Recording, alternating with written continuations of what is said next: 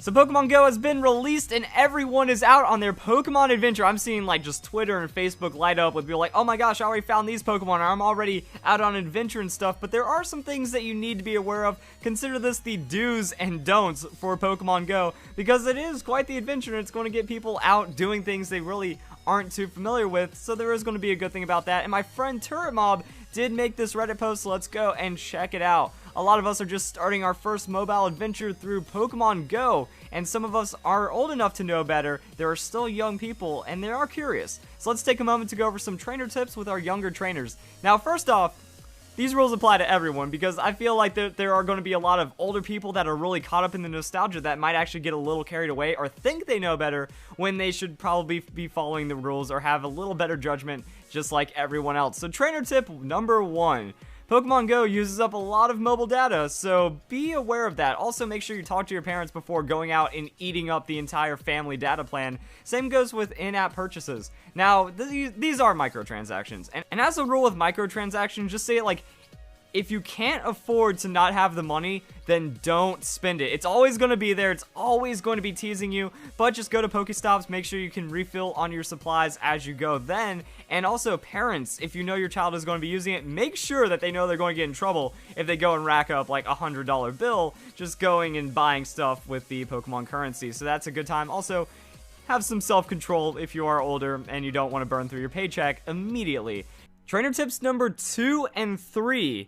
Just be careful when you go outside, especially around nighttime, that, you know, if your adventure starts to drag on throughout the day, either exercise caution, like, hey, you can head home and you can resume your adventure tomorrow. You don't have to push limits too hard. Also, you know, if you're like out in the woods or if you're in like a rougher area of the neighborhood or outskirts of town or something, just make sure, one, you're not alone. Do not go alone if it is kind of in a risky scenario. I think that what happens is this is going to encourage a lot more people to expand their boundaries of how far they normally go on adventure. It's going to get more kids to go outside than they have in a while. Like, I grew up as a 90s kid, so we're used to going around and like running through the woods and stuff, but maybe you aren't as experienced with that. Just be prepared. You know, have a flashlight just in case it starts to get dark. Make sure your parents or friends or someone knows when you're leaving and when you expect to get back. That way, just in case something happens to you, you will be good. Also, try not to drain the battery on your phone, that you can, you know, call to have someone pick you up if it gets a little too dark too fast, or that, you know, that way you can at least call and be like, hey, I'm going to be a little late. Just want you to know I'm safe right now, and that's okay. Trainer tip number 4. Key items. You should also bring water, snacks, external battery pack, or a phone charger. That's going to be very nice. Those are going to be your personal IRL key items. You know, it's the middle of summer. Make sure you stay hydrated, keep your energy up, and don't be outside for too long. You know, wear sunscreen, have the appropriate clothing as well. Trainer tip number 5, don't believe the strangers promising rare candies. Well, this is pretty much just like, don't talk to strangers. You know, that this actually, as sad as it may be, might be an opportunity for child predators to actually take advantage of children over this.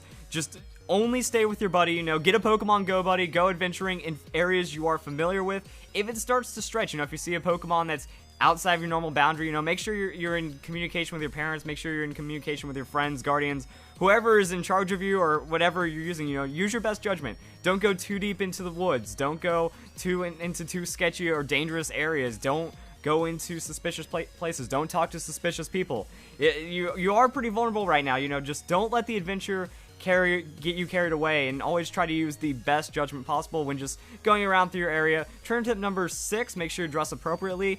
We're in summer right now, but this game's going to be out for a while, so when it gets colder, make sure you know, pack a jacket, maybe have a backpack with you. Just always be prepared for whatever you might go out. Just treat every little adventure like it could last a little longer, or it could turn into a little bit more of a hike. Trainer tip number 7, be conscious of your surroundings. We've already had the police warning trainers not to step inside their buildings, so don't trespass private property, don't go anywhere where passerbys aren't wanted, and also know that some people might be thinking you're weird for doing what you're doing, so just kind of be prepared to talk lucidly with the people. You know, if you're kind of in a sketchy kind of area, or if you've kind of gone over the bounds just a little to get to that Charmander, just be ready to talk to someone. Look both ways before crossing the street. Make sure you have permission to go anywhere where you're going. Like, there are a couple of police stations that are Pokestops. Just stay outside when you engage with your Pokemon. You know, just go into the area where you get to encounter your Pokemon, and that's it. Don't go into unfamiliar buildings. Don't go into unfamiliar or suspicious areas like that.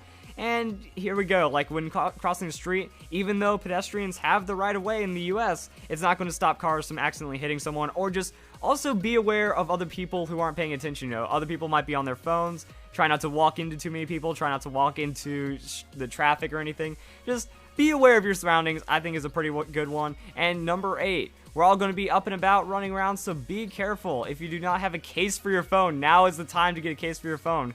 Yeah, that's a pretty good one, because your phone is going to be out for the most part, unless you have a Pokemon Go Plus. And even then, like when you're pulling it out to catch that Pokemon, or when you're engaging and just checking your phone and stuff, don't drop it and crack your screen or break your phone. So make sure your phone is protected, make sure you're protected, and I think that's all pretty good.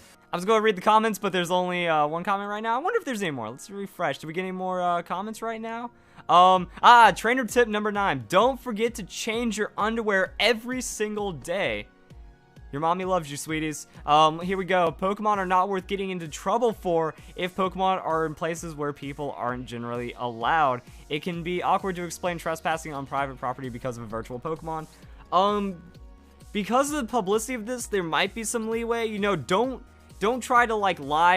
If someone calls you out, don't try to run away from them. Don't try to do things that look extra sketchy. For the most part, you can explain yourself. Just don't try to get into too much trouble out there. Some more information about Pokemon Go now that, like, you know, people have been experiencing it throughout the day. It does drain your battery super hard, so try to have an external battery pack or charging station for that. Also, shiny Pokemon are in the game, apparently, that there are some reports of people finding shiny, so if you see a strangely colored Pokemon, then that means your game is working just fine, and you are a very lucky person as well. Also, if you're downloading Pokemon Go, it only works on the Android 4.3 or newer versions and the iPhone 5 or newer as well.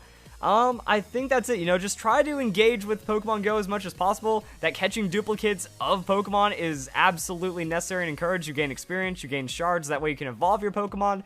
And Pokestops are going to be ways of getting Pokeballs and also all sorts of fun stuff like Pokemon eggs. And then you can become a gym leader and choose your team and all kinds of cool stuff. So be safe out there, guys. Make sure everything is going to be awesome on your Pokemon adventures. Try to optimize, you know, min-max your daily cycle. As if you're like a latchkey kid or you walk around to get to and from school, catch the bus, go to the mall, you know, just pull out your phone, make sure there's not too many Pokemon you're passing up nearby. And as long as it's not inconvenience, go out there, have fun. Hope you all enjoy the video. Hope you all have a nice day. Thank you very much for watching.